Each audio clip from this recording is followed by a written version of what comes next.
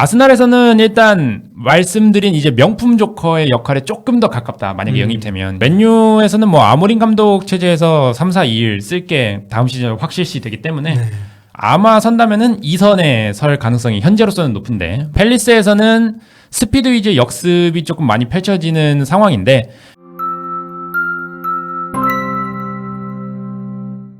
안녕하세요. 볼로TV 성욱입니다. 오늘은 김희준 기자와 함께 지금 클럽 월드컵에서 꾸준히 경기에 출전하고 있는 이강인 선수의 이적설, 그동안 나온 얘기들하고 좀 종합을 해서 좀 이야기를 나눠보도록 하겠습니다. 자, 오늘 새벽에 이강인 선수가 경기를 뛰었습니다. 메시하고 맞대결을 했어요. 예, 그렇습니다. 파리 생제르맹과 인터 마이애미가 16강에서 만났기 때문에 이제 이강인 선수와 메시가 만날 수 있었고요. 메시는 이날 선발 풀타임을 뛰었습니다. 그리고 이강인 선수는 후반 25분에 하키미와 교체되면서 메시와 약 20분 정도 만남이 성사가 됐습니다. 네, 그 중계 화면에도 자료가 나왔습니다만 2020년 이후로 5년 만에 같은 경기장에서 뛰는 거라 하더라고요. 네. 이강인 선수가 이제 발렌시아에 있던 시절 이후로 그 당시 이제 메시는 당연히 이제 바르셀로나 있었고, 뭐 두 선수 간의 맞대결이라고 하기에는 뭐 좀 애매한 영역이 있긴 하지만 어쨌든 맞대결은 맞죠. 일단 경기는 파리 생제르맹이 유럽 챔피언답게 뭐 압도적으로 경기를 뭐 리드를 했습니다. 뭐 전반에만 완전히 압도를 했기 때문에. 그렇죠. 후반전은 뭐 공격기가 있었습니다. 골은 터치지 않았었고. 이강인 선수가 한 20분 조금 넘게 뭐 뛰었는데 개인적으로는 좀 번뜩이는 장면들이 좀 몇 차례 있지 않았나. 예, 그렇습니다. 뭐 패스나 슈팅 양쪽 측면에서 모두 좋은 모습을 보여줬고요. 특히 그 바르콜라 선수한테 보낸 이 반대전환 대각선. 패스가 네. 예, 아주 예술이었는데 그거에 받아줬더라면은 또 좋은 역습이 나올 수 네. 있었는데 아쉽게도 그러지 못했고요. 이게 참 어떻게 저기를 보지? 이런 패스들을 이강인 선수가 종종 이제 뽑아주는 선수인데 예. 근데 그런 짧은 출전 시간에도 불구하고 좀 역량은 여전히 그 과시를 하는 그런 경기가 아니었나.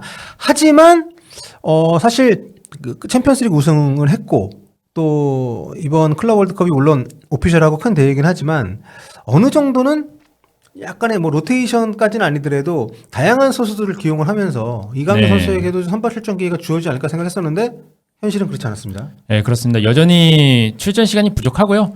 클럽 월드컵 4경기 중에서 3경기에 출전을 했는데 모두 교체 출전이었습니다. 총 49분 출전이어서 경기당으로는 약 16분 정도 출전을 했다. 네. 그러니까 여전히 그 리그에서 지난 시즌 후반기에 보여줬던 그런 부족한 출전 시간이 계속 이어지는 상황이라고 할 수 있겠습니다. 네. 요게 보통 이제 요 시점에 치러지는 경기들은 뭐 프리시즌 경기에 포함이 되겠지만 이 대회는 그렇지 않기 때문에 예. 이 대회에서도 여전히 뭐 어떤 전형적인 기용이 이루어지지 않는 것은 저는 그렇게 이강인 선수에게 좋은 상황은 아니라고 생각을 하거든요. 그래서 안 그래도 현지에서 계속 이강인 선수 관련된 이적설이 드문드문 나오고 있는 상황이고 그 여러 가지 보도들이 공통적으로 가리키고 있는 바는 파리가 이강인을 판매할 수도 있다는 마인드로 네. 여름 이적 시장을 보내고 있다잖아요. 그렇죠. 네. 그렇다고 뭐 재계약 얘기도 전혀 좀 없는 상황이기 때문에 올여름에 팀을 나간다고 해도 전혀 이상하지 않다. 네. 네. 그렇게 봐도 될 것 같은데 그동안은 나폴리 이적설 저희도 지난번에 한번 정리를 해드렸습니다만 나폴리 이적설 데브라이너하고 함께 뛰고 콘테 감독과 함께 뛰는 요 가능성이 좀 있었다는 보도가 있었는데 또 그 사이에 많이 좀 잦아들었어요. 예, 그렇습니다. 이게 원래는 나폴리로 간다는 게 조금 거의 유력해지고 있는 상황이었는데 뭐 커피숍까지는 아니더라도 네. 거론되는 것들 중에서는 가장 가능성이 높아 보였던. 예, 그런 왜냐면은 이적설이었죠. 네. 양국 이탈리아와 프랑스 매치에서 동시에 보도가 나왔으니까요. 이게 아무래도 어느 정도 크로스 체크가 됐다 이렇게 볼 수 있겠는데 하지만 지난 23일에 스페인 렐레보 네. 그러니까 물론 공신력은 좀 낮지만 그래도 영국의 디애슬레틱처럼 뭔가 좀 더 이적 시장 전문으로 조금 다뤄보려고 하는 그런 사이트입니다. 여기에 편집장 출신인 마테오 모레토 이적 시장 전문 기자가 이강인 관련 언급을 하면서 변화 기류가 감지가 됐는데요. 네. 예, 참고로 이 마테오 모레토 기자는 이강인이 마요르카를 떠난다라는 거를 처음 보도하고 뭐 PSG행도 보도하는 등 이강인 관련 소스가 있다고 여겨지는 기자라서 신빙성이 조금 있습니다. 그렇군요. 로마노하고도 뭐 같이 일을 한다면서요? 예, 그렇습니다. 마테오 모레토 기자도 기본적으로 이탈리아 출신 기자이기 때문에 이 파브리치오 로마노와 함께 최근에 협업 유튜브를 통해서 이적 시장을 분석하고 이런 영상들을 찍고 있는데요. 여기서 이강인의 나폴리 이적 가능성이 낮아졌다라고 발언을 했습니다. 요게 이제 그 당장 어제 오늘 얘기는 아니고 좀 며칠 된 거긴 하지만 네. 어쨌든 지금 이강인 선수 관련돼서 뭔가 좀 막 좀 전형적인 보도가 나오지 않은 상황이기 때문에 요 발언이 꽤 그래도 최근의 흐름을 읽는데 중요하다고 생각해서 저희가 소개를 해드리는데 이게 내용을 보니까 파리에서 생각보다 그렇게 적극적이지 않다? 뭐 이런 뉘앙스로 얘기했네요. 예, 그렇습니다. 그러니까 정확히 말하면 여전히 PSG가 판매에 열려 있는 건 사실이지만 계약 만료일이 한참 남아있기 때문에 이강인이 지금 되지 않더라도 충분히 그 다음 시즌에도 그 이적료 같은 가치를 보존할 수 있다. 이런 뉘앙스의 이야기였고요. 한마디로 얘기하면 싸게 안 팔겠다는 거죠. 예. 네. 적정한 뭐 제한이 없으면은 굳이 안 판다 우리는. 그렇죠. 네. 그 다음에 거의 처음으로 그러니까 한 일주일 전이죠. 지금으로서부터는 거의 처음으로 이강인의 나폴리 이적 확률이 낮아졌다.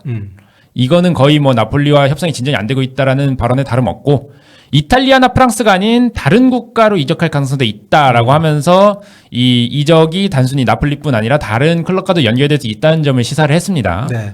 저희가 지난번에도 이제 말씀을 드릴 때 뭐 여러 가지 이제 포지션적인 얘기도 하고 뭐 했지만 어쨌든 이강인 선수가 뭐 윙을 볼지 아니면은 뭐 메잘라 역할을 할지 그거는 뭐 콘테 감독이 만약에 영입을 한다면 그때가 네. 결정하는 거고 다만 그 당시 이적설에 힘이 실렸던 이유는 앙디사가 나갈 가능성이 높다라고 보도가 네. 되면서 거기 맞물려가지고 나폴리 이적설에 좀 신뢰를 얻었던 것인데 앙디사가 안 떠나갈 것 같다는 얘기들이 그 사이에 많이 나왔습니다. 그렇습니다. 네. 나폴리 지역지로서 공신력 높은 일마티노 등 복수 이탈리아 매체 보도를 종합을 하면요.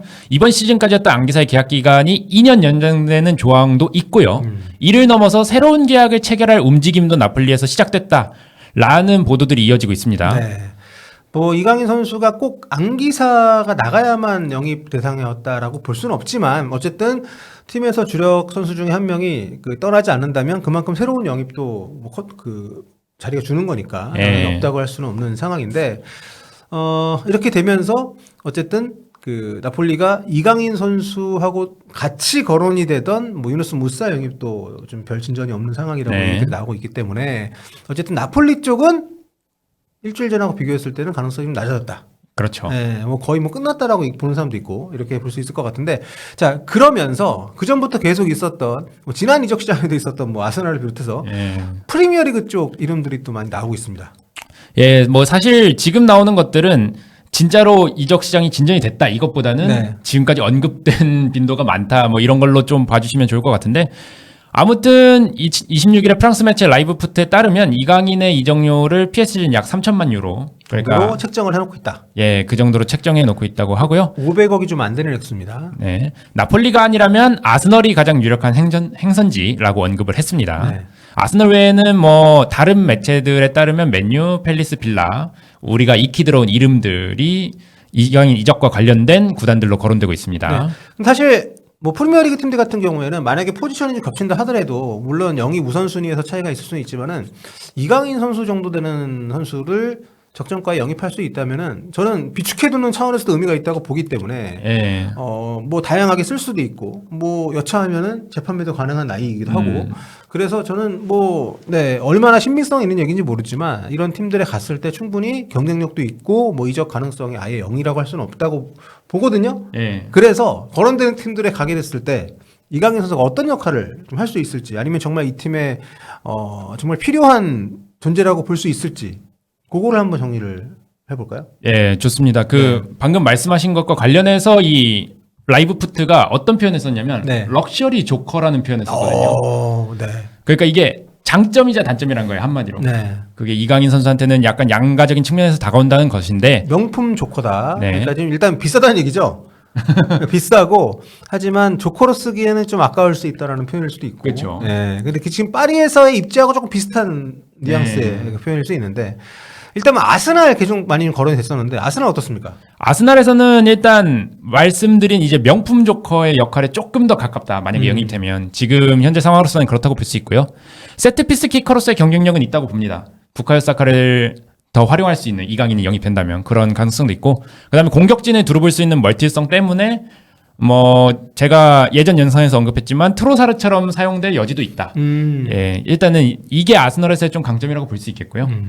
그리고 아르테타 감독의 전술적인 그런 역할과도 잘 맞는다는 게 또 다른 장점이 될 수 있겠죠. 네. 외대고르의 장기적인 어떤 대체자 뭐 이런 얘기도 지난 겨울 지역 시장 얘기 나올 때는 있었습니다만 네.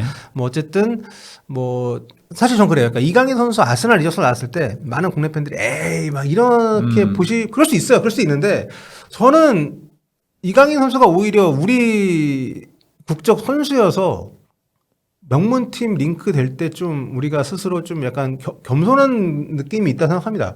뭐 충분히 저는 가서 주전 경쟁할 수 있는 선수라고 생각하기 때문에 여러 가지 가진 툴도 많고 네. 뭐 여러 가지 경험도 이제 쌓였고 그렇고요. 맨유 얘기도 뭐 거론은 됐습니다. 네, 그렇습니다. 네. 맨유에서는 뭐 아모린 감독 체제에서 3-4-2를 쓸게 다음 시즌 확실시 되기 때문에 네. 아마 선다면은 2선에 설 가능성이 현재로서는 높은데 물론 포지션 변경할 가능성이 있지만 그렇다면 이제 마테우스 쿠냐가 영입된 상황이잖아요. 네. 이 상황에서 2선에 필요한 창의성을 불어넣을 수 있는 선수 맨유에 지금 브루노 페르난데스를 제외한 어떤 2선보다 창의성을 불어넣을 수 있는 선수가 이강인이다 라는 점에서 이강인이 맨유로 이적했을 때 주전 경쟁력이 있다고 볼 수 있겠습니다. 네. 부페가 3선으로 간다는 전제하에 그렇죠. 하는 거군요. 네. 그리고 팰리스 뭐 얘기 나왔고요. 예, 팰리스에서는 스피드 위주 역습이 조금 많이 펼쳐지는 상황인데 물론 이강인 선수가 스피드 자체는 부족할 수 있겠지만 이 다이렉트한 공격 상황에서 공수 연결고리 혹은 이선에서의 연결고리 역할을 수행할 수 있다라는 점에서 어쩌면은 중앙지향적인 움직임을 많이 가져가는 팰리스 이선에 잘 맞는다 이렇게 분석을 할 수 있겠고요. 네. 그리고 이제 에스턴 빌라 얘기도 있습니다. 여긴 또 뭐 에메리 감독. 네. 네. 에메리 감독 축구 이제는 많이 보셔서 익숙하겠지만 에메리 감독은 4-4-2로 기본적으로 서지만 이 양쪽 측면 미드필더가 중앙으로 좁혀 들어오는 경우가 매우 많습니다. 하프 스페이스를 공략하고 이런 움직임은 이강인 선수가 특히 잘하는 움직임이거든요. 예, 측면에서 중앙으로 들어가서 하프 스페이스도 공략하고 패스도 찔러주고 이런 거를 역할을 잘하기 때문에 어쩌면 우나이 에메리 감독의 조금 세심한 터치를 받는다면 그게 이강인이 오히려 더 발전할 수 있는 계기가 될 수 있다. 그런 점에서 빌라 이적설이 조금 더 짙어지면은 저는 긍정적이라고 보여집니다. 그렇습니다. 여러분 이건 그냥 저희가 거론된 것들을 바탕으로 해서 저희끼리 그 나름대로 그냥 네. 저희의 그 주관적인 평가를 하는 거니까요. 너무 심각하게 보지 마시고 거론된 요 프리미어리그 네 팀 가운데에서 김희준이 꼽은 주전 가능성이 높은 팀 순서대로 간단히 정리해 본다면 어떻습니까? 엄밀히 말하면 팰리스가 가장 주전 가능성이 높기는 하고요. 그 다음에 에스턴 빌라, 맨체스터 유나이티드, 아스널 순이 되지 않을까 싶기는 합니다. 그렇군요. 자, 아무튼 뭐 이런 상황에서 뭐 꾸준히 파리 가기 전부터 얘기 나왔던 뭐 아틀레티코도 뭐 좀 언급이 됐었었고 최근에 영국의 풋볼 365는 이거 되게 오래된 사이트인데 네. 여기는 사실 그렇게 뭐 진지한 매체는 아닙니다. 독일 레버쿠젠 가능성까지 얘기를 했더라고요. 예, 뭐 레버쿠젠 가능성 언급하는 것 자체는 이해가 가는데 왜냐면 플로리안 비르츠 떠났죠. 네. 그 다음에 뭐 에밀리아노 부엔디아 다시 에스턴 빌라로 갔죠. 테나 감독이 예, 이제 부임을 했죠. 했는데 예, 이런 여러 새로운 환경들이 맞물려서 이강인 선수가 이선에 기용될 가능성이 있지 않겠냐? 네. 라는 건데 문제는 아까 말씀드렸다시피 공신력이 부족한 사이트고 심지어 여기서 이강인을 리가 아닌 康이라고 표현을 했습니다. 리강인이면은 보통 패밀리 네임을 하려면은 리 아니면 차라리 인이라고 해야 되는데 강은 뭐지? 네. 그냥 康이 맨 앞에 와서 그렇군요. 거기 쓴 게 아닌가. 아무튼 뭐 이런 상황인데요. 일단 뭐 이강인 선수가 프리미어리그 간다고 했을 때 많은 분들이 이제 피지컬적인 부분에 대한 걱정을 많이 하는데, 근데 솔직히 저는 리그왕이 지금 뛰고 있는 리그왕이 그 4대 리그, 5대 리그 이렇게 따질 때 손꼽는 거친 리그잖아요. 그렇죠. 그러니까 피지컬적으로도 좋은 선수들이 굉장히 많고. 예, 그렇습니다. 그렇기 때문에 태클이 또 지나치게 거칠거든요. 프랑스는 지나치다라고 표현하는 게 어쩌면 맞을 정도로 좀 거친 리그인데 그 리그보다는 피지컬적인 측면에서는 조금 더 나을 수도 있습니다. 하지만 잉글랜드는 좀 더 체계적으로 피지컬을 사용한다는 측면이 또 있기 때문에 여전히 그런 피지컬적인 이강인의 약점이 보완될 필요는 있고요. 모든 리그를 통틀어서 상대 압박이나 템포가 가장 높습니다. 프리미어 리그는. 여기서는 조금 과감한 플레이도 많아져야 조금 이런 빠른 템포와 압박에 적응할 수 있지 않을까. 여러모로 이제 피지컬적인 측면을 많이 길러야 된다라는 그런 느낌이 있고요. 네. 그러니까 프리미어리그의 가장 큰 특징은 저는 그런 것 같아요. 그러니까 좀 팀 간의 기량차가 크지 않다. 그러니까 매 경기 올인을 해야 되는 어떤 그런 리그 운영을 하기 때문에 체력적인 부분이나 여러 가지 면에서도 좀 수준 높은 그런 좀 레벨업이 필요한 그런 리그라는 생각이 좀 들고요. 뭐 그런 부분들 때문인지 그 현지에서 거론되는 것도 그렇습니다만 뭐 중앙보다는 뭐 사이드 얘기를 하는 경우들도 많이 있더라고요. 예. 그렇습니다. 왜냐면은 이 이강인 선수가 왜 사이드로 분류되는 경우가 많냐고 하면은 특히 프리미어 리그에서는 측면 공격수를 넓게 세워서 공을 갖게 하고 그 다음에 중앙으로 들어오는 플레이, 이른바 뭐 오버로드 아이솔레이션이라고 불리는 그런 플레이들이 펩 가르디올라 감독 이후로 정말 많아졌기 때문에 이런 측면 공격수를 넓게 세워서 공을 소유한 뒤에 중앙으로 들어온다. 이거는 또 이강인 선수가 우리 대표팀에서도 많이 하는 거고요. 대표팀에서 자주 보여주는 그런 플레이이기 때문에 이강인이 프리미어리그에서 윙어로 활약할 그런 장을 제공한다. 그렇게도 볼 수 있겠습니다. 네, 예. 맞습니다. 뭐 파리에서도 하키미하고 그 앞뒤를 섰을 때 또 좋은 케미를 보여주기도 했었고, 하여튼 뭐 여러 가지로 툴이 많은 선수고 기본적으로 온더볼 상황에서 볼 소유 능력이라든가 또 전환시켜주는 플레이를 굉장히 잘해주는 선수이기 때문에 저는 감독들이 탐낼 수 있는 선수라고 뭐 생각을 합니다.